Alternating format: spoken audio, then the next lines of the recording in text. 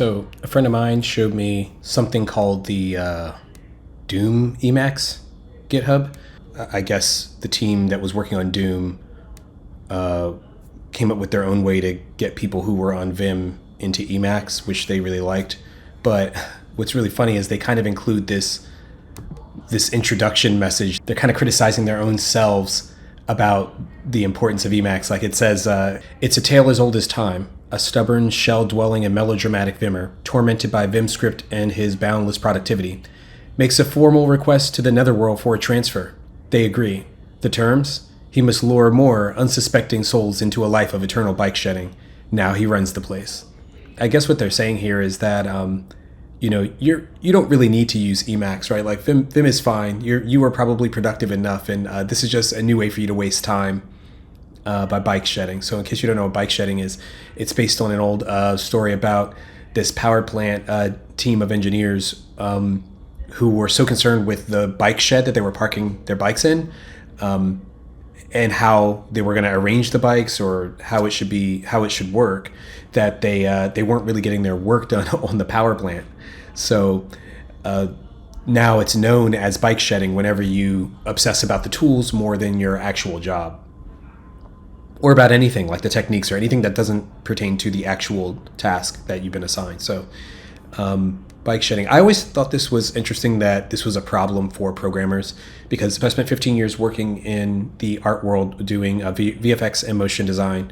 Just the way that they talked about their tools and techniques was just completely different. They didn't really, it wasn't as serious as it is in programming. Like in programming, they're really serious about these tools. And even when they're just literally just text editors, it's still a big deal. Spaces versus tabs, all this stuff. When it was a lot more fun to do bike shedding when it was art, because people would really care about the results.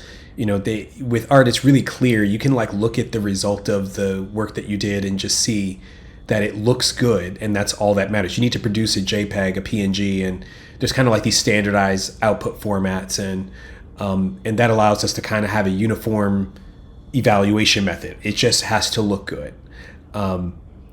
That's not really that easy with programming, and I think there's other issues with it as well, but basically it was just a lot more fun. For instance, there was form versus particular at this one job I was at. I was used to using particular, and this other guy used form. These are particle simulators, if you're not familiar. And I just really was used to using particular. Form had just come out, and it was a different way of doing particles. Kind of felt like it was for different purposes too. But I remember one guy outright said, this form is just better overall, for anything. And so we, during our lunch break, spent 15 minutes doing the same effect with both tools. I was using particular, the other guy was using form. And in the end, form came out with a better result. It was fun. And we just looked at the result. We were just, which one looks better? It could be he was better at form than I was at particular, or it could be that form literally was better for that use case. Or I don't know, it could just be I had a bad day. I couldn't think of something better to do with particular. That's already a more objective way. You're just visually evaluating, does it look better? And then we still took that with a grain of salt. We still kept using particular, we still kept using form, we used both of them. We tacitly understood that different tools are better for different things. And so it's not always you're not gonna have one tool for everything, and there's a million ways to get the same ththing done. And all anybody cares about is whether or not you do a good job. In fact, people probably preferred that I would keep using particular because I could produce really good results with that. In most cases, it was just a better bet that if I used particular, it was gonna work better. But I also understood there were certain times when it was obvious I needed this other tool, so I still used form anyway. So it just wasn't really that binary. It was sort of use what makes sense. And every debate about tools was resolved that way. We would do the same thing with two different tools or two different techniques and just see which was better. And I saw that at companies of wildly different sizes.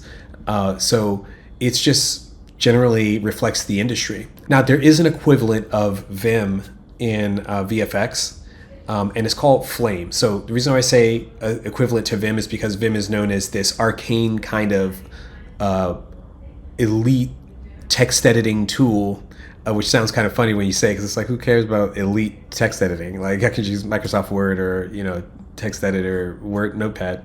So, but for programmers, they need to edit text in much more sophisticated ways. So they do have elite level text editing tools. And so if you use Vim, it can kind of be seen as like you're showing off a little bit. I think maybe that's changed in recent years as more people are using it, but it is largely known as like the cool kind of editor to use, as well as Emacs, but basically it's like the hard one to learn, but it's supposed to be really powerful once you get the hang of it. And so in that way, there was something called Flame in VFX that was eventually replaced by Nuke in like the 2010s.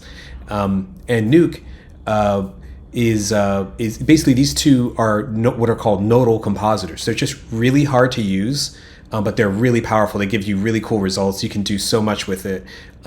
They're used to generate and merge footage in these really sophisticated ways, and they produce like these seamless photorealistic results.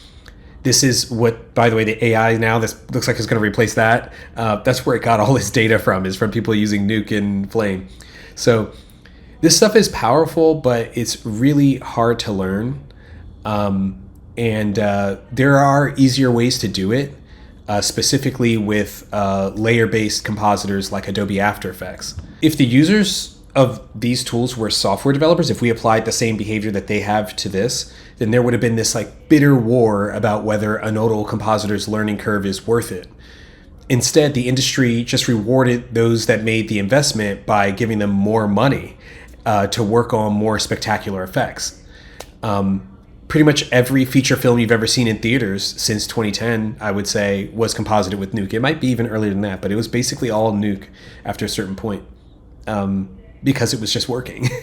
The layer compositors aren't even butthurt about this. They actually look up to Nuke compositors, and they say things like, yeah, I tried nodal compositing, but I couldn't get the hang of it. I envy those guys that can do that. Maybe I'll try some other time. I'd love to be able to use it. I think the main problem is that the software industry doesn't care enough about results, maybe because of like this God complex that overrides it. Because when you're a programmer, you kind of operate sort of like a god on your computer.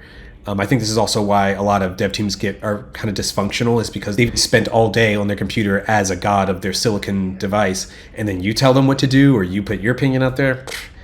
Like, no, like I'm the one in control here. So I think that God complex maybe gets in the way of just looking at the results as an objective observer and saying like this worked better or it didn't. If they don't care about results, then what do programmers care about? Well, I would say they mostly care about how the code looks. They hate to throw code away also, whereas artists, they'll throw away 3 different versions before they end up on their 4th version of whatever they're making. They have a lot of superstitions, programmers. They kind of feel like clean code is, I think, a good example of that. Not because people that like clean code are superstitious, but because everybody kind of debating about clean code is superstitious and not really observing the results. So the people who are pro clean code tend to look at this as if I code a certain way, then my code will be objectively better. If you're good at it, if that's something that works for your mind and it works for your team, then yes, it will help you because it was appropriate for that use case. On the other hand, there's people like Casey Muratori who is sort of like on the other extreme, where he is on a warpath against clean code. And it's understandable. He cares about performance. He makes games. And so it makes sense in that way. But clearly, it can't be you never use clean code. You'll live if you use clean code. It might be fine. People think if you use Vim, like that'll also level up your career, make you a 10 times developer. Another problem with programmers is they tend to think of themselves as like very smart, whereas the artists don't. They tend to think of everybody else as really smart and themselves as kind of dumb. Even when they're really, really smart, if they can't use this thing to say, I just wasn't smart enough to figure that out, I just got to stick to what I know, they tend to look up to everyone around them. They often don't even want to teach you things because they don't want you to get ahead of them. Whereas in programming, everybody's trying to shove their knowledge down your throat and you don't want to accept, right? So this feeling that like looking up to everyone around you leads to more support, and the teams are much more functional. Basically, people don't spend as much time worrying about their tools because they just assume if somebody else is using it successfully, it must be good at something. And that's usually where that debate ends, is people say, well, I'm just not good enough at that tool. They don't say it's bad. They say, I'm not good enough at it. I couldn't get that result that this other person got. I know that's not as easy in programming, but you should take notes from their outlook and steal some stuff from them.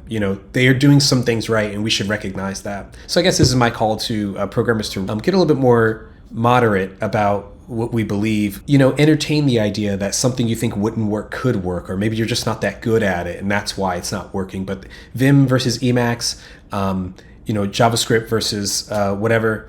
We're often thinking of our own use cases. Just open your mind a little bit. We got to open our minds a little bit. You get to do whatever you want on the computer, but when you work with a team, you have to comply. You have to fall in line so that we can be an army. I don't know. That's just my idea about how we could do this a little bit better. I've worked in both of these fields, so I'm trying to combine what I know from one with the other. Because there are some of these concepts I've noticed that just work really well. That team effort, the way they do it in art, also restaurants and the military, they all handle this teamwork really well. People comply. There's not a lot of people trying to apply their techniques onto the rest of the team. And I think we could benefit from trying to think a little bit more like them.